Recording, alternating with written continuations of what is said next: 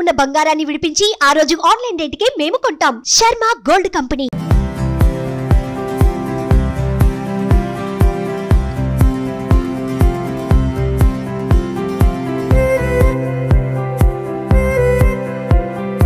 Hi hello welcome to Suman TV. నేను మీ Roshan. So present మనం చెన్నైలో ఉన్నాం అన్నమాట. మీకు తెలిసిందే కదా, చెన్నైకి వచ్చామంటే మనకి లెక్కలేనన్ని ఇంటర్వ్యూస్ అండ్ చాలామంది home tours and 100 years history ఉన్న చెన్నై పట్టణంలో ఎంతోమంది ఆర్టిస్టులు ఇక్కడి నుంచే వాళ్ళ కెరీర్ని స్టార్ట్ చేశారు అండ్ లైఫ్లో వాళ్ళు అనుకున్న గోల్స్కి రీచ్ అయ్యారు. అండ్ చాలామంది ఆర్టిస్టులు ఇప్పటికి కూడా ఇక్కడే ఉంటున్నారనమాట. ఎందుకంటే చెన్నైని వాళ్ళు చాలా లక్కీగా ఫీల్ అవుతుంటారు కాబట్టి అందరూ కూడా ఇక్కడే ఉన్నారు. సో నేను వచ్చినప్పుడల్లా చాలామందిని మీకు మళ్ళీ తెర ముందుకు తీసుకొచ్చి వాళ్ళు బతికిన వైభోగం గురించి, వాళ్ళు తీసిన సినిమాల గురించి, అట్ ది సేమ్ టైం వాళ్ళు సాధించిన అచీవ్మెంట్స్, అవార్డ్స్ అన్నీ కూడా చూపించడం జరిగింది. చూడండి ఇక్కడ నుంచి వ్యూ ఎంత బాగా కనిపిస్తుందో. సో చెన్నై అంటే నిజంగా సినిమా ఇండస్ట్రీకి కేర్ ఆఫ్ అడ్రస్ అని చెప్పుకోవచ్చు. అండ్ దాదాపు అందరూ పక్కపక్కన స్ట్రీట్లలో ఉండేవాళ్ళు ఆ రోజుల్లో. చిరంజీవి గారు, బాలకృష్ణ గారు, ఎన్టీఆర్ గారు, జయమాలిని గారు, జ్యోతిలక్ష్మి గారు, ఇలా మురళీమోహన్ గారు, కృష్ణరాజు గారు, కృష్ణ గారు, ఇలా ప్రతి ఒక్కళ్ళు కూడా పక్కపక్క వీధుల్లో హ్యాపీగా ఉన్న రోజులు చూసారా. ఒకసారి వ్యూ చూడండి ఎంత బాగుందో. ఒక్కొక్క 5 star హోటల్ రేంజ్లో ఉందన్నమాట మొత్తం వ్యూ కూడా. సో నేను వచ్చింది ఇది 5 star హోటల్ కాదండి. నేను ఒక యాక్టర్ని ఈరోజు మీకు చూపించబోతున్నాను అనమాట. అండ్ ఇప్పటి వరకు కూడా ఆయన ఒక్క ఇంటర్వ్యూ కూడా ఇవ్వలేదు. సో ఎందుకో ఏంటో ఒకసారి నేను కూడా కనుక్కుందాం అనుకున్నాను. నేను కూడా దాదాపు ఎన్నో ఇయర్స్ నుంచి ఫాలో అప్ చేస్తుంటే ఈసారి తప్పకుండా చేద్దాం రోషన్ గారు అని అంటేనే నేను మళ్ళీ వచ్చాను అనమాట. సో ఆయన గురించి, ఆయన సినిమాల గురించి చెప్పాలంటే జస్ట్ అంటే ఇప్పుడున్న తరానికి కూడా తెలియాలి కాబట్టి ఒక చిన్న ప్రయత్నం చేస్తున్నాను అనమాట. అంతులేని కథ సినిమాలో 1976లో వచ్చింది. మనం పుట్టుండం అప్పుడు కూడా తిలక్ క్యారెక్టర్లో అందరినీ అలరించిన ఒక క్యారెక్టర్ ప్రసాద్ బాబు గారు అనమాట. సో ప్రసాద్ బాబు గారు తీసిన సినిమాల గురించి చెప్పాలంటే అన్నీ కాదండి, దాదాపు 2000 పైగా సినిమాలు తీసిన ఒక యాక్టర్ ప్రసాద్ బాబు గారు. ఆ రోజుల్లో చిరంజీవి గారు, నాగేశ్వరరావు గారు, ఎన్టీఆర్ గారు అండ్ బాలకృష్ణ గారు అండ్ నాగార్జున గారు, వెంకటేష్ గారి సినిమాలలో ధీటుగా కొన్ని క్యారెక్టర్స్ని వేసి ఆయన కూడా ఆ స్టార్ ఇమేజ్ని కైవసం చేసుకున్న ఒక యాక్టర్ అని చెప్పుకోవచ్చు. యాక్చువల్గా చెప్పాలంటే హీరోగానే ఆయన ఎంట్రీ ఇచ్చారు గీతా సినిమాతో.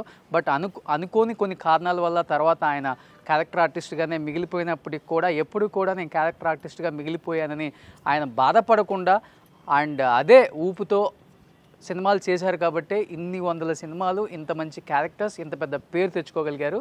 అండ్ ఇదంతా ప్రసాద్ బాబు గారి ఇంటిపైన ఉండే సో రిలాక్స్ అవ్వడానికి ఉండే ఒక ఏరియా అనమాట. చూడండి ఎంత లగ్జరీగా ఉందో. సో నిజంగా ఆయన ఆ రోజు అనుకొని ఉంటే నేను హీరో అవ్వాలనుకొని ఇండస్ట్రీకి వచ్చాను, అనుకోని కారణాల వల్ల నాకు హీరోగా ఆఫర్స్ రాలేదు అనుకొని ఆయన డల్ అయిపోయి ఉంటే ఇన్ని సినిమాలు తీసేవాళ్ళు కాదు. ఈరోజు ఇలా మంచి లైఫ్ స్టైల్ అనుభవించే వాళ్ళు కూడా కాదేమో. మన ఊరి పాండవులు అసలు ఒక చిరంజీవి గారితో ఆయన జర్నీ స్టార్ట్ అయింది ఈ సినిమాతో అని చెప్పుకోవచ్చు. అండ్ పొట్టేలు పుందమ్మ, పునాదిరాళ్ళు అండ్ మా ఊర్లో మహాశివుడు, బొబ్బిలి పులి, ఇలా చాలా సినిమాలు. ఇది ఒకటా రెండా ఎన్ని సినిమాలు, జగదేక వీరుడు అతిలోక సుందరి, కొదమసింహం, గ్యాంగ్ లీడర్, ఇలా చిరంజీవి గారు ప్రతి సినిమాలో ఆయన ఉంటారు, రాజకుమారుడు. అండ్ ఈ తరానికి కొంతమందికి గుర్తుండాలి అంటే మురారి సినిమాలో మన మహేష్ బాబు గారికి అన్నగా యాక్ట్ చేశారనమాట. సో టిల్ మన 2012 దమ్ము వరకు యాక్ట్ చేశారు. అండ్ తర్వాత టెలివిజన్కి వచ్చిన తర్వాత కూడా ఆయన ఏంటో ప్రూవ్ చేసుకున్నారు. నిన్నే పెళ్ళాడతా కానించి ప్రేమ్ నగర్ అలాంటి సీరియల్స్ చేస్తూ కూడా వచ్చిన ప్రతి అవకాశాన్ని సద్వినియోగపరుచుకుంటూ తనేంటో ప్రూవ్ చేసుకున్న the one and only actor అనమాట. ఒకసారి ప్రసాద్ బాబు గారితో మాట్లాడే ప్రయత్నం చేద్దాం. ఎందుకు ఇప్పటివరకు మీడియా ముందుకు కానీ ఇంటర్వ్యూ కానీ ఇవ్వలేకపోయారు. సో ఒకసారి ఆయన మాటలో తెలుసుకుందాం. అండ్ ఆయన జర్నీ, ఆయన లైఫ్ స్టైల్, ఆయన కొడుకు, పిల్లలు, కోడలు కూడా మీకు తెలుసు, జై సినిమాలో హీరోయిన్గా చేశారు. అండ్ నువ్వు వస్తానంటే నేను వద్దానంట్లో త్రిష ఫ్రెండ్గా చేశారు, ఒక్కడే చేశారు. అండ్ డీలో చేశారు. ఆయన కొడుకు కూడా శ్రీకర్ మంచి యాక్టర్ అనమాట. సో తర్వాత వాళ్ళు వచ్చినప్పుడు కూడా వాళ్ళు ఇప్పుడు బిజినెస్ ఫీల్డ్లో చాలా సక్సెస్ఫుల్ బిజినెస్ ఉమెన్, బిజినెస్ మ్యాన్గా ఉన్నారనమాట కొడుకు కోడలు కూడా. అండ్ ఒకసారి తన లైఫ్ స్టైల్ ఎలా ఉందో తన మాటలో తెలుసుకున్నాం please.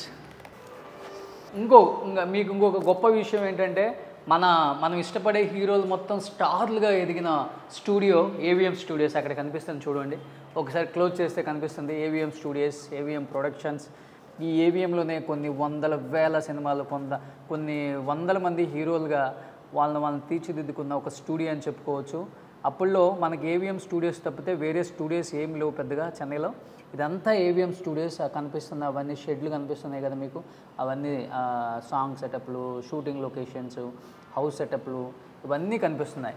So AVM స్టూడియోస్ని main road మీద అందరూ గుర్తుపట్టే విధంగా ఒక గ్లోబ్ పెట్టి రౌండ్గా తిరుగుతూ ఉంటుంది ఎప్పుడు కూడా. సో మనం ప్రసాద్ బాబు గారి ఇంటికి అంటే ఇన్ని ట్విస్టులు ఎందుకు పెడుతున్నానంటే ఒక్కసారిగా చూపిస్తే మీకు కూడా థ్రిల్ ఉండదు. అంటే ఆయన ఇంట్లో కొన్ని చాలా రిలాక్స్ అయ్యే ఏరియాస్ మనకు కనిపిస్తూ ఉన్నాయి, ప్రతిదీ కూడా పిల్లలు ఆడుకోవడానికి. ఫైనల్గా ఎప్పుడెప్పుడు అనుకుంటున్నా ప్రసాద్ బాబు గారి చెన్నై ఇంటికి నేను కూడా వచ్చేసాను. ఒకసారి లోపలికి వెళ్ళి సార్తో మాట్లాడే ప్రయత్నం చేద్దాం. చూసారా, చెన్నైలో ప్రతి ఒక్కరికి ఆచారాలు బాగా పాటిస్తారు. ఉప్పు దాంట్లో లవంగాలు కూడా వేసారనమాట. ఇక్కడ చూడండి. సో లోపలికి వెళ్ళి ఒకసారి సార్తో మాట్లాడదాం. చూడండి, లోపలికి వచ్చేసాం ఇంద్రభవనం లోపలికి.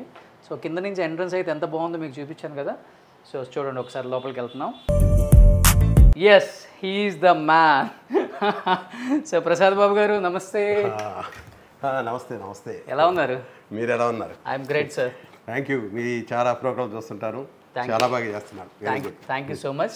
చూడండి, ప్రసాద్ బాబు గారు అట్ ది ఏజ్ ఆఫ్ 75 కూడా ఉక్కుబోడి ఎంత స్ట్రాంగ్గా ఉన్నారు. సో ఒకసారి ఆయన కామెడీ మన చిన్నప్పుడు చూస్తే ఎంతగా మనల్ని మెప్పించారు, మన కోసం ఎన్ని కష్టాలు పడ్డారు. ఆ రోజుల్లో ఇలాంటి స్టైల్ అనేది మనం ఇప్పుడు వేస్తున్నాం. ఆయన ప్రతి సినిమాలో ఇలాంటి ఒక స్టైల్, ఒక కాస్ట్యూమ్ అంటే స్టైల్ కేర్ ఆఫ్ అడ్రస్ అంటే ప్రసాద్ బాబు గారు ఆ రోజుల్లో. ముఖ్యంగా యముడికి మొగుడు ఆ సినిమాలో రావు గోపాలరావు గారు మీరు తండ్రి కొడుకులుగా ప్రతిసారి మీ మీద కాఫీ పోస్తారు కదా, వాట్ ఏ సీన్ సార్. అంటే ఈ సినిమా ఆ సినిమా అని కాదు, ప్రతి సినిమా కూడా మీరున్న ప్రతి సినిమా సూపర్ డూపర్. అది మీ లక్ అనుకుంటా. ఏంటి సార్ ఇల్లు ఇంత అందంగా నీట్గా డిజైన్ చేసుకున్నారు? యాక్చువల్గా ఇది నాది కాదండి, మా అబ్బాయిది. ఓకే, మా అబ్బాయి. డబ్బులు మనయే కాదు, వాళ్ళ కష్టార్జితం. నేను నా కష్టార్జితం మొత్తం సినిమాలకు పెట్టేశాను. నేను మళ్ళీ సంపాదించుకుంది టీవీ ద్వారానే.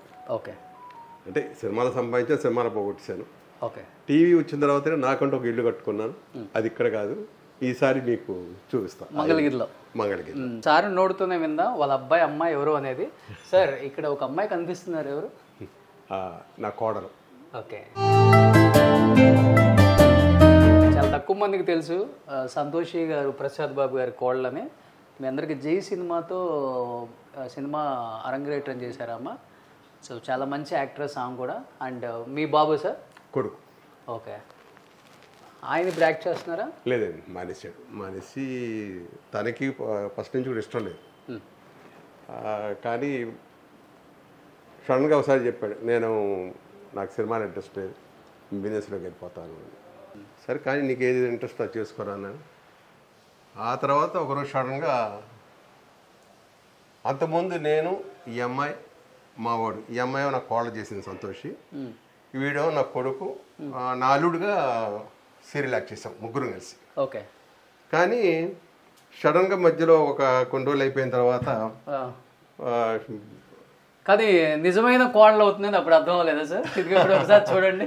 అప్పుడేమో కోడలు, అప్పుడు అనుకున్నా అమ్మాయి చాలా బాగుంది, నా కొడుకు వీళ్ళిద్దరూ జంట అయితే బాగుంది అనుకున్నాను. కానీ అప్పుడు బాగా బలంగా అనుకుంటా నిజంగానే వాళ్ళిద్దరూ భార్యాభర్తలు అవ్వటం. ఓకే, చాలా హ్యాపీ.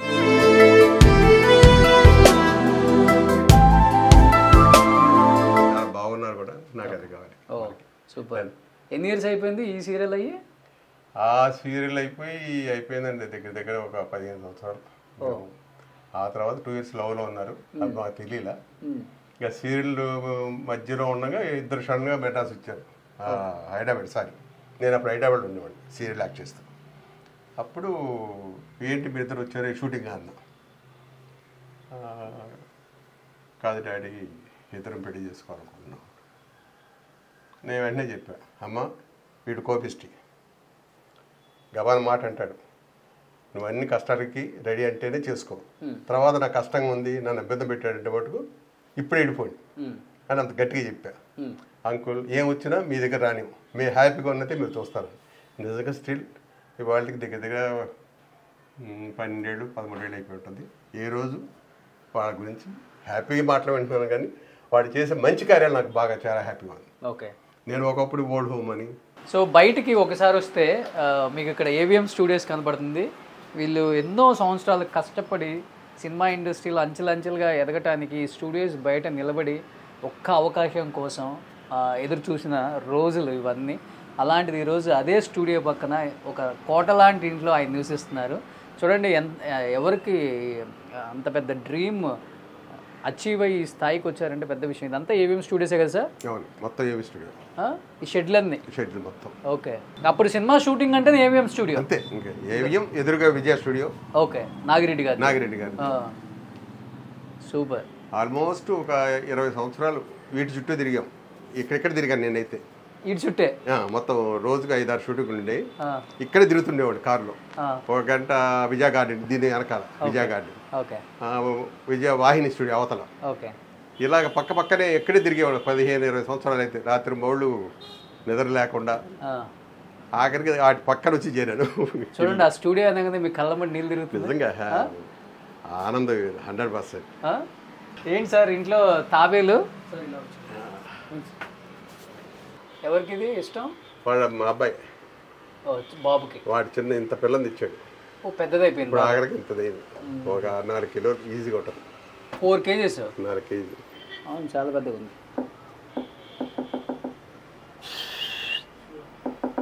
వాటర్ క్లీన్ చేస్తే బాగుండదు. ఏమి పని వాళ్ళు బిజీ.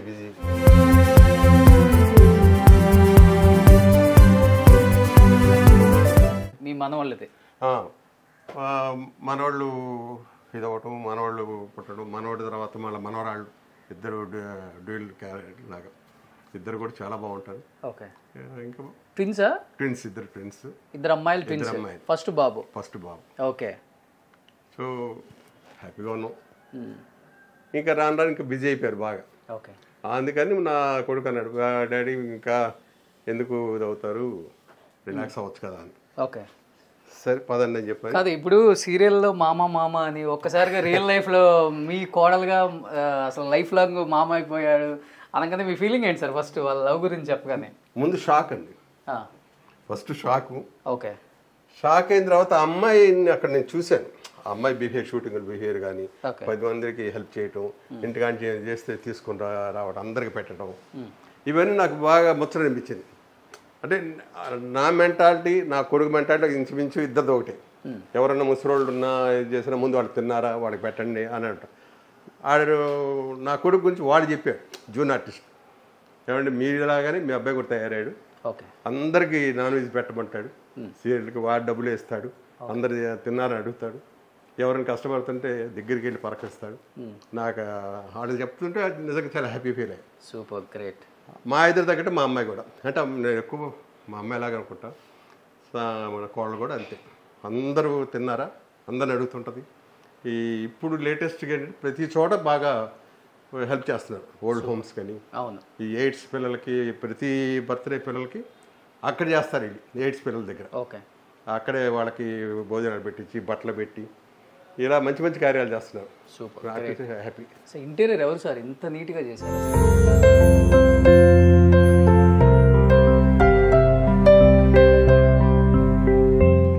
వీరికి సపరేట్గా బ్యాచ్ ఉన్నారండి. వాళ్ళే మొత్తం అన్ని చోట్ల కూడా. ఫ్లష్ లో ఇంటీరియర్ చూస్తేనే ఓ మై గాడ్ అనిపించింది హైదరాబాద్ లో నాకు. రాజమండ్రి కానీ, హైదరాబాద్ కానీ, చెన్నై కానీ మొత్తం వాళ్ళే ఇంటీరియర్ డెకరేషన్. ఇది స్టోన్ లోనా? ఇది స్టోన్ అండి కంప్లీట్. ఓకే. స్టోన్ లో క్లాక్ వచ్చింది, కానీ ఇంటీరియర్ మటుకు చాలా బాగుంటాయి మీ అన్ని చోట్ల. మీ ఫ్లష్ కానీ ఇవన్నీ కూడా సూపర్. సో ఇప్పుడు కాలక్షేపం అవుతుందా సార్? హ్యాపీయా? చాలా. అంతకుముందు ఎలాగా మానేస్తే అని కంగారు పడ్డాను. ఇప్పుడు నాకు చాలా తీరికలేదు. మీరు ఎన్నోసార్లు ఇంటర్వ్యూ అడిగారు, కానీ ఒకటే కుదరట్లేదు, అది చెప్తూనేవాడిని ఎప్పుడు కూడా. ఒక రకంగా చెప్పాలంటే, మీరు మా అబ్బాయి నన్ను బ్లాక్మెయిల్ చేశాడు, ఎందుకు మీరు ఎంట్రీ ఇవ్వట్లేదని. మరి నాకు తీరిక లేదురా, నేను ఎలాగ పిల్లలతో సరిపో. నాకేమైంది ఏంటంటే, ఎవరన్నా ఉంటే మా వాళ్ళు ఉంటే ఓకే, తను లేదు, ఇంకా పిల్లల్ని ఎవరు చూస్తారనేది నాకు పడిపోయింది బాగా. వాడికి పొద్దున్నే లేస్తే ఏం కావాలి, స్కూల్లో ఏం తింటారు, వాడు ఇదేంటి, సాయంకాలం రాగల ఆకలి అంటారు, వాళ్ళకి ఏంటి, ఇవన్నీ ముందే నేను ఒకరోజు ప్రిపరేషన్ చేసుకుంటూ పోతుంటాను. ఇంతకన్నా గొప్ప కాలక్షేపం ఏముంటుంది? ఇంకేం కావాలి, అసలు తీరికే లేదు. యాక్చువల్గా మీరు కూడా పిల్లోడు అయిపోయారు. వాళ్ళతో పాటు ఆడుకుంటా, వాడు ఇష్టం వచ్చిన టీవీ చూస్తుంటాను. సీరియల్గా సార్ తాత మేము చూడొచ్చా అంటారు. ఓకే, అక్కడ నాకు సినిమా ఫినిషింగ్లో ఉంటుంది, వనలేము, రండిరా అని ఆఫ్ చేసి ఓకే ఒక అరగంట అయిన తర్వాత తాత మీరు టీవీ చూసుకోండి మేము ఆడుకుంటాం వెళ్ళి అని వెళ్ళిపోతారు. సూపర్, బాగా కాలుష్యం. సో ఇలా ప్రసాద్ బాబు గారి జీవితంలో ఆయన పడ్డ కష్టాలు, ఆయన ఇండస్ట్రీకి వచ్చిన తర్వాత పడ్డ స్ట్రగుల్స్లో నుంచి వచ్చిన సక్సెస్ని తెలుసుకోవాలని చాలామంది నాకు మెయిల్స్ కాల్ చేశారు. ఎందుకు మీరు మిస్ చేశారు ప్రసాద్ బాబు గారిని అని. ఎస్, నేను ఎవరిని కూడా ఎవరి మెయిల్స్ని కూడా ఇగ్నోర్ చేయను. ప్రతి ఒక్కదానికి సమాధానం మళ్ళీ వాళ్ళ ఇంటర్వ్యూతోనే చెప్తాను.